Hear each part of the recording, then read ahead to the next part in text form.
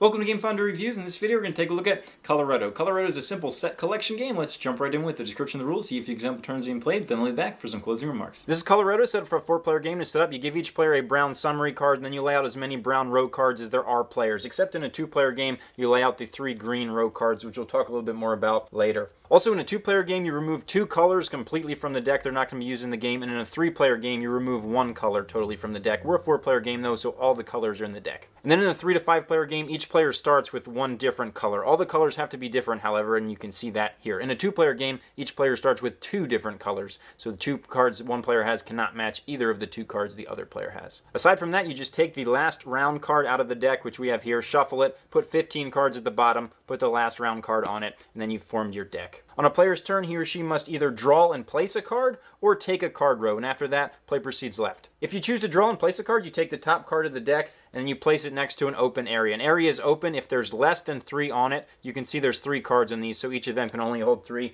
Those green ones we talked about earlier hold a different number of cards. This one would be 1, this 2, and this 3, but that's not important unless you're playing a 2-player game. It also has to be played on a row that was not chosen yet this round, and we'll understand that a little bit when we talk about the other action. If all rows already have 3 cards on them or are full in a 2-player game, you cannot choose this action. The only other thing to note here is if you draw that last round card, just throw it aside, draw another card, and complete the action as normal. So the other thing you could do during your turn is take a card row. You can take any card row as long as there's at least 1 card there. I'm going to throw out some of these just to make it a little bit more interesting.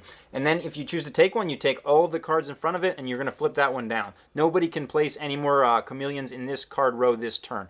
But when you take the cards, you just put them in front of you, face up, so everybody can see them, and you're going to score points for them at the end of the game. Also, you're totally out of the rest of this round, so you're not going to take any more turns until all of these card rows are chosen. When all the card rows are chosen, the round ends. So at that point, you would just flip all these back face up. They'd all be empty, and another round starts with the player who took the last card row that round. When the round in which the last round card was drawn ends, the game is over. At this time, players score based on their scoring summary sheet, and they get to pick 3 types of cards that are going to score positively for them, and all the rest are going to score negatively. So what I mean by that is the most a player can have is 3 different colors. So you can see here, if this guy had this set, let's say, he would want to score these gray ones, these blue, and either the brown or yellow wouldn't matter because they're both 1 card. But you can see here a set of 2 is worth 3 points, so these grays would be worth 3 points, those blues would be worth 3 points, this brown would be worth 1, but this is a set of 1 and it's going to be negative, so it would actually be -1.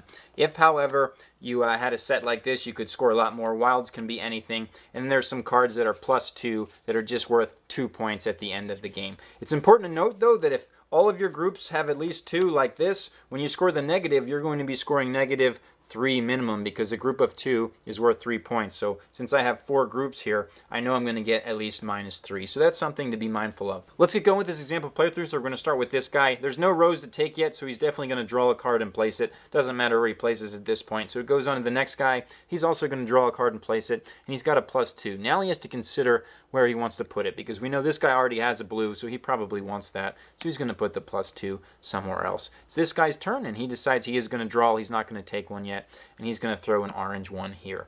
And then this guy's turn, he's going to draw as well. And he got another +2. He's going to put that +2 with the orange because he already has orange, so he'd really like to take that group. We're going to jump ahead a little bit in the round so you can see some more interesting situations. Welcome back. It's now this guy's turn. You can see 2 of the guys have actually taken card rows, so they have some more cards in front of them. He can either draw the top card and place it, although this is the only place he could place it because this already has 3 in it. But he decides he's just going to take this row here. So he gets this green card and this yellow card in front of him. Now this guy has no choice but to take this because all the rows out there are full. So he takes it, and he gets all those cards to his area. Since he was the last one to take a card in that particular round, he's going to flip these and start the next round by drawing a card and placing it out on the board. We'll come back towards the end of the game. Welcome back. It's getting near the end of the game. We know that because the deck is getting pretty small. This guy finished the last round, so he's going to go first here. He's going to draw this, and he's going to place it. Then it's this guy's turn. He's also going to draw and place, but he doesn't want those cards together because he has a lot of that one. He's going to go, and now it's the last round card. So we just toss that aside, but we know at the end of this round,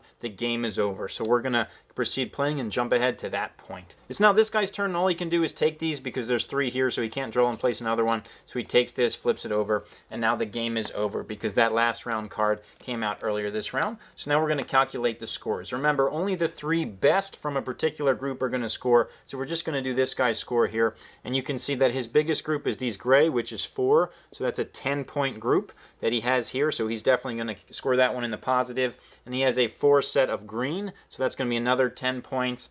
And then now he's kind of tied for his third, so he has a 2, but that 2 is worth 3 points. So he's going to put that aside, so that's 23 points. Then each 2 of these is worth 2 points, so 2, 4, 6 points there that he's got. But then he's going to have to subtract the rest. So this is a group of 2s, so that's going to be a -3 for him. Then he has 2 groups of 1, so -1, -1, for a total of -5 off of his total. So all players do this, and whoever has the most points wins. Coloretto is simple fun. The game is really easy to understand and play, and your turns only take a couple seconds. And people are eliminated during the round, but the rounds are so fast it doesn't really matter. I really enjoy the mechanic where after your third set, then you start to lose points for the sets. And that really is what makes the game, because you don't want to take certain things because you can end up losing a lot of points, but at the same time, there's that card in there that you want to take it to get to your 3 sets because it adds a lot of points to it. So it's surprisingly tense for what it is. It's a good game. It's a neat game. It plays 2 to 5, but it's generally better with more players in my opinion, but you can certainly play it however you'd like. It's definitely for family settings. It's not incredibly strategic, but there is a great implementation of this on Board Game Arena.